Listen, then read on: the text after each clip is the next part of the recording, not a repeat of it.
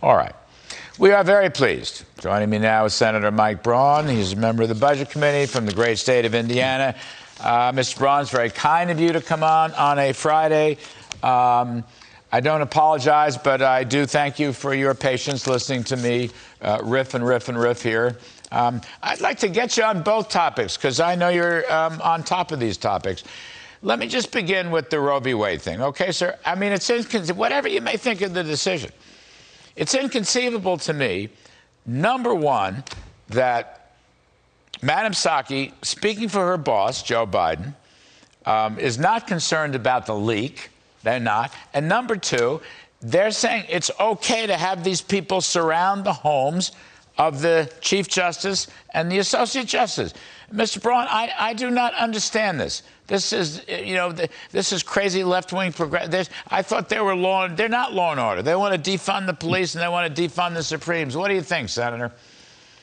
Well, it goes along with Schumer. It was roughly a year ago when he was haranguing, I think, both Gorsuch and Kavanaugh on the Supreme Court steps. They, Larry, are in a pickle with the political agenda. And they're going to get to the bottom of it. We discussed that last week in our luncheon among all Republicans. I'll find out who released it. But yes, I think it's a diversion. And I think even when you look at why aren't they mentioning the fact that that's never happened before in the Supreme Court? They think they can maybe win with this politically due to the fact that you mentioned it, inflation, border, crime in their cities. That's not going to work. It's been so bad for so long when you look at the Biden agenda. We're going to get the House back in November. Now the Senate's in play as well. And Roe versus Wade is just a reach politically to talk about something other than the record. You know, sir, of course, I agree with you on these points. I just want to note, though, it's very interesting to me, because they're not taking the position of Chief Justice Roberts and the court as to how horrible this leak was. I mean, it's a very corrupt thing that's gone. And almost everybody outside the administration has taken that view, but not them. And because, Senator Braun, they're not calling the dogs off with respect to picketing or, who knows how violent it's going to be around their homes, or blasting this group for releasing their home addresses. So I was just thinking, sir, whatever one thinks of the Roe v. Wade decision, the administration's actions, they're not law and order actions, they're the opposite, will undermine their whole position. People will be so turned off by this.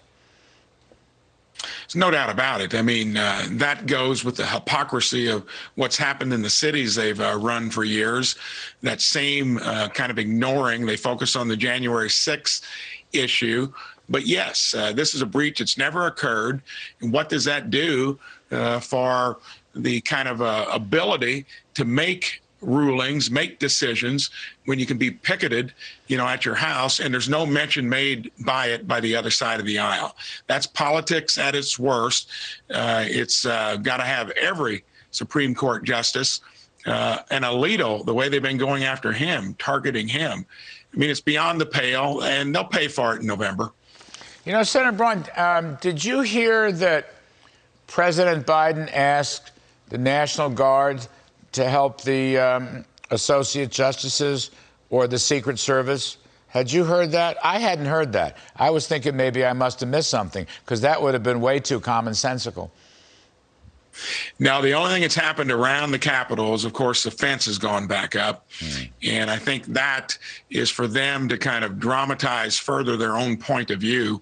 But no, that's the hypocrisy embedded makes politics, that part of my job, so difficult to navigate through. All right, so let me come back. You're a businessman, former businessman, and so forth. Wasn't a bad jobs report. It's a little slower. We were running 530 some odd thousand new jobs per month. This month was just over 400,000. Actually, with the downward vision, it was about 390,000, but it wasn't awful. I'm seeing a bit of a slowdown, sir, in average hourly earnings. Of course, the inflation rate is very high. The unemployment rate is still 3.6%. What do you make of it? What is your own assessment of the economy? Well, I was in a budget hearing with Bernie Sanders chairing yesterday. Of course, we didn't talk one thing about budget. This whole thing we did, Larry, was created a sugar high into the economy. It dislocated everything that was working pre-COVID. And I was running a business 37 years prior to becoming a senator, sworn in January of 19. Things were working. Wages were going up the old-fashioned way. You find out that the extended unemployment benefits, maybe half of them were hacked. That was $875 billion worth, as much as we did for TARP. That is money sloshing around in every corner. You mentioned it earlier. Jay Powell and the Fed have accommodated every inch of it. So I called it a fake economy, but we did it out of uncertainty. Then they commandeered it with all this other Build Back Better stuff, the rescue bill, another $2 trillion in debt. I got here, we were $18 trillion in debt a little over 3 years ago. We're 30 now, and Biden puts a budget out there that puts us $45 trillion in debt in 10 years. They call it the modern monetary theory. That's an excuse for just borrowing and spending, and it's going to take us into rough, choppy waters sooner rather than later.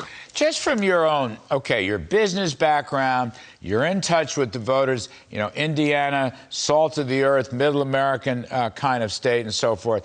How difficult and Senator, how stubborn is this inflation going to be? Because then I want you to answer this for sure, but I just want to say, Jay Powell goes out Wednesday in that news conference and tries to sugarcoat the whole thing. He sugarcoats the entire problem and basically, blaming it on Putin and COVID and whatnot. What are you hearing back home? How stubborn do you think the inflation is going to be? Well, it's outstripped real wage gains by about 50%. That was all headed in the right direction. I'll harken back to my first home mortgage in '78. Dates me a little bit, but had I waited 4 years, it would have been 18%. Look what it took Volcker to do back in the last rendition of this. I'm wondering if the Fed can do much. I'm a believer that the cost push side of inflation is what's really kept a lid on it. The global economy, which now is getting reoriented due to China. A lot of people are, going to be redoing their supply chain issues. That is what's kept the lid on inflation. And we upended that when bureaucrats and government took over and screwed up the supply chain. Powell accommodated. The balance sheet is bigger than it's ever been. I don't know when we get this back in the Pandora's box. Last time it happened, it took high interest rates and a long time. Yes, sir. I was around then, a young professional. And a high inflation, bringing that down, if they ever do, without a recession, is very unlikely, sir. It's very unlikely. I've been in and out of this economic game for a long, let's say difficulty, okay? I like your word difficulty on a Friday evening. Senator Mike Braun, you're terrific to join us. We appreciate it, sir. Hope to see you soon. Thank you.